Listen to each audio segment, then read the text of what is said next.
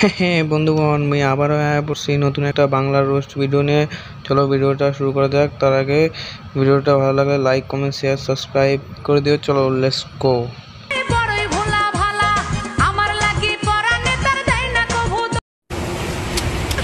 বান্ধবী ধীরে লাফাও ধীরে, যে ডাবগুলো তোমার লাফাচ্ছে ককে ছিঁড়ে পড়ে যাবে তুমি বুঝতেই পারবে না।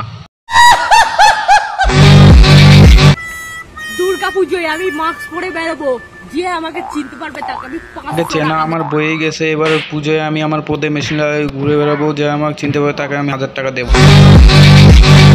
দেবো। বললে কি আরেকবার বলো? আমি 500 টাকা দেবো। এই যে বান্ধবী, 500 টাকা তো বেশি হয়ে গেল। আমাদের পাড়ার ছেলেমেয়েরাও তোমাকে 150 টাকা দিয়ে নেবে না।